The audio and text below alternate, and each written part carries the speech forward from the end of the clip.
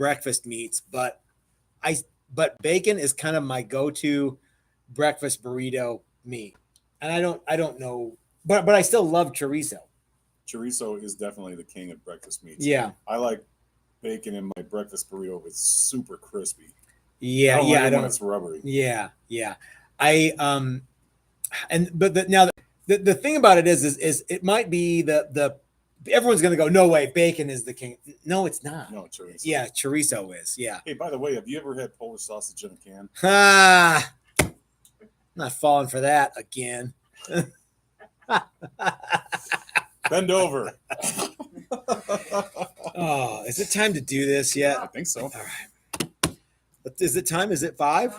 Man, it was like we went around the world today. We did. Hey, everybody, this is Matt. And JJJ. And we're at Texas Toast Guitars. Thank you for tuning into our first reveal that we've ever done. No, that's not true. One of the first reveals thank you for tuning into our reveal. Mm-hmm. We did go around the world today. We had a bunch of visitors to the shop. One guy who's never been here, your compatriot, your brother in arms, Noah. Getka.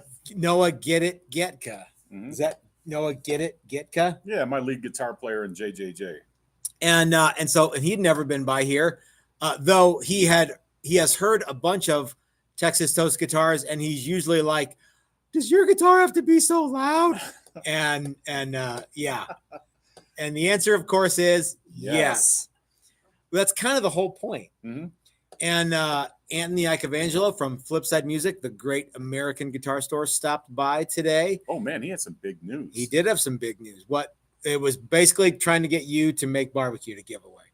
Yeah, but he's got a great idea coming up here for like his grand opening. We probably can't share. No, we'll let him do that. Yeah, that's his thing to do. But there is some news about Flipside Music's new destination store. I think they've finally got some traction with the city of Denver, and that fingers crossed, toes crossed, right? Mm-hmm. Guys, send all your positive vibes towards Anthony and the gang at Flipside Music. And I think it's going to be cool. Yeah, he was in a good mood today. So I think things for the first time in a long time. Yeah, things are going his way, and he's pretty excited. Yeah. And then what did we do? Then we made some more sawdust. We turned exotic wood, and we turned some $17 a board foot mahogany into sawdust. Mm-hmm. And we actually went to the lumberyard to get more Honduran mahogany. And then Brian Duncan just pops right in. It's a good thing I bought a new bottle of tequila. So anyway, we spent all day and all day yesterday and day before and day before and day before. Basically, guys, I spent my week-long vacation here at the shop.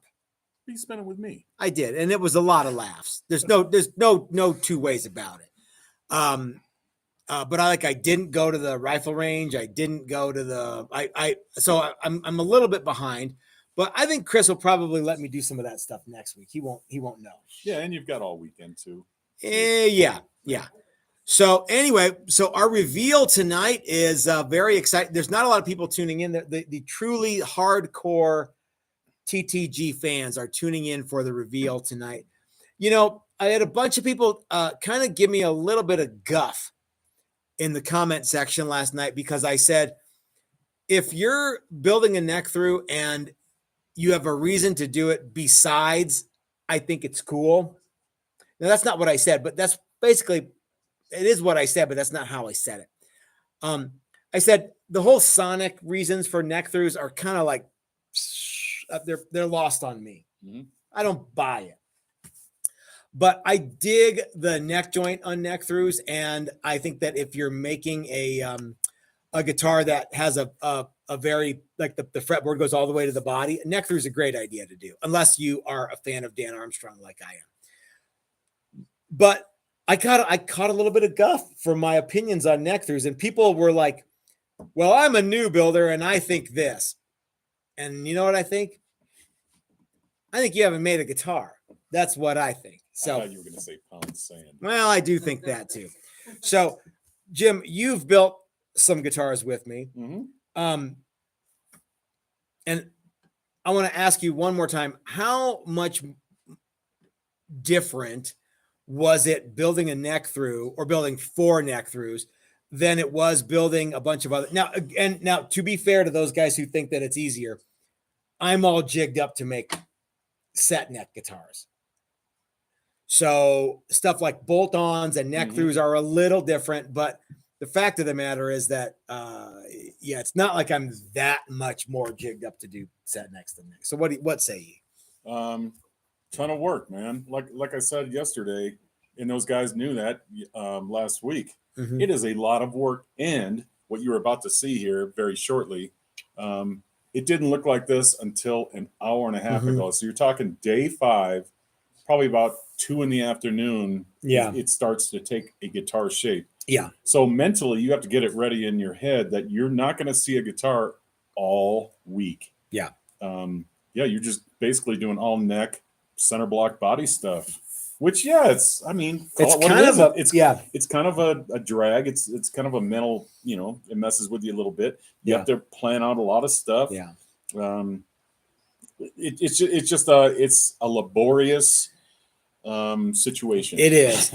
So for everybody who says neck through guitars are easier to build than bolt-on guitars or set neck guitars, I 100% disagree with you, but I will defend your right to think that, even though it's wrong. Okay. But are they cool? They are cool. Oh, yes. If you're building a neck through and you say, I think it's cool, happy meal. I'm not gonna talk smack because someone thinks it's cool. Right. But anyway, so let's show off some of the things that we did. You think you can lift that? So here's one. Here's a guitar I built on my week-long vacation where I wasn't supposed to come into the shop, but I come into the shop anyway. Hold on. Here's another one that I built. See that? Oh, man. Good God almighty. So the reason that these are not as done as the guys in the workshop last week is because we kind of dorked around a lot. And that's So, but these are basically ready to cut the outline and begin, final shaping and stuff like that. This one has a whole look. Right away, you should be able to tell that one of the real issues with a neck through guitar is you've got 2 feet of extra meat on the end of it that you have to contend with when you're just walking around the shop and when you're shaping the necks. You know what I mean? You've got all this extra crap that you kind of have to contend with. This is a bass that I am going to be playing in Hawk Attack. And that is, what is that, Jim? This is the other guitar that will be played in Hawk Attack. Now, the joke all week has been that you and Brett are going to fight over the guitar we're about to show you the first show. And then you're going to fight over this guitar every subsequent show. Yeah. The next gig will be who has to play the next one. Yeah. Yeah. Who has to play this one is the first fight. And then who gets to play this is every subsequent fight. So anyway, so these guys are almost ready to go. Lots of hot neck through action. Yeah. This is like 100 pounds of it's meat yeah. So this is these are maple center sections with rosewood fretboards and Honduran mahogany sides or wings. Would you grab these from over here? Hi, Brian. Hi, Brian. Hi, guys. Hi, TTG world. Brian Duncan, ladies and gentlemen. So we wanted to have something ready for the reveal. So we pushed forward and got this one ready. And yeah, it is so ridiculous that it's cool. You want to show, It's perfect for the classical player. Yep. Because it's got this little you can go like this. Yeah. And so not everyone knows this, but the reason that we're making 3.5 BC Rich bitch shaped guitars is because Joy loves Susie Quattro. So yeah, there's a video. Some of you guys know it. Some of you guys have seen it. It's the Susie Quattro video for Rock Hard. And she is kind of channeling her inner Joey Ramone. Everybody's got leather on and everybody has a BC Rich bitch. Mm-hmm. So we thought, well, that's pretty snazzy. Let's do that. And then we thought, well, why don't we make a double neck? And no one said, no, that's a bad idea. So we went ahead and did it. Yeah. Why not? Why not? What was that, Brian? It's the coolest thing you've ever seen. I agree. So this is what I did on my week-long vacation from work. Jim came in, he's retired, and you worked. We put in a lot of hours getting these things up and running. So what do you think of the BC Rich BITCUNT guitar? You know what I dig about it? What's that? I'm a tall guy, so I'm 6'3", and this would be the bottom position here. It doesn't look crazy big. I mean, yeah, there's a lower bob there, but Doc Silton says one of my lines that I stole from Billy Lane. Damn, better get the birth control. Oh yeah. This guitar fucks. It does. Yep. It does. Basically, I don't know what else to say, but it fucks. Yep. Yep. So we still have to put the thousands of mini switches in down here. Yeah.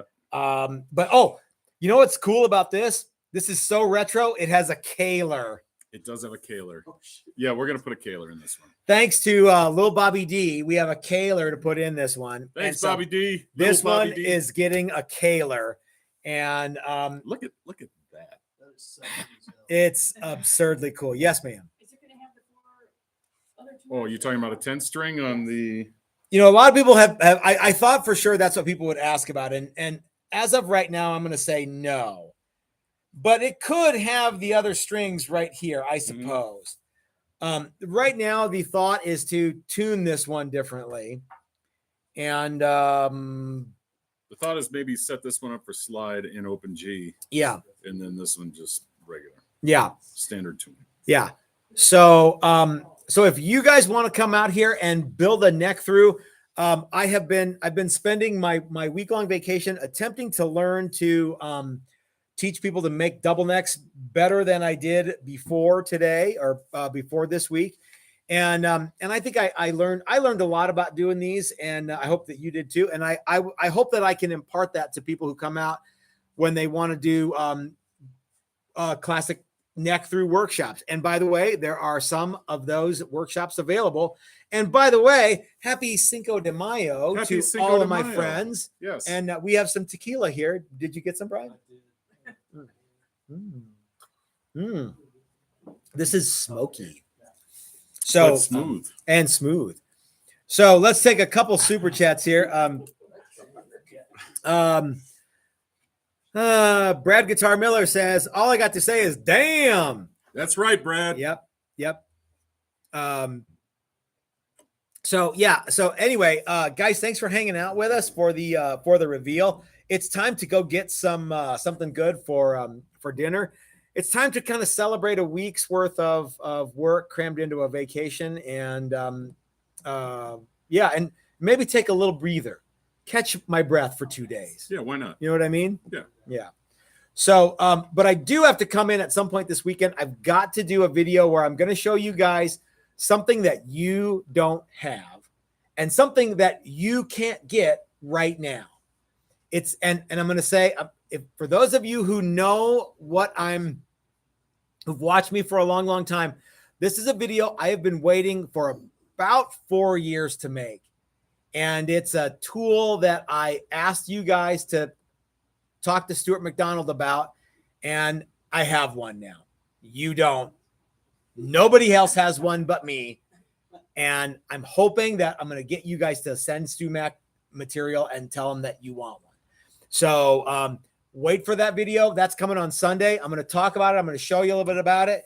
And it's really, really exciting because I don't know. It's exciting for me. Everyone else is going to go, well, what's the big deal? But it's a big deal to me. No, Okay. it's cool. So anyway, gang, so thanks for tuning in, and we will see you on Sunday for the premiere video that we do normally every Sunday.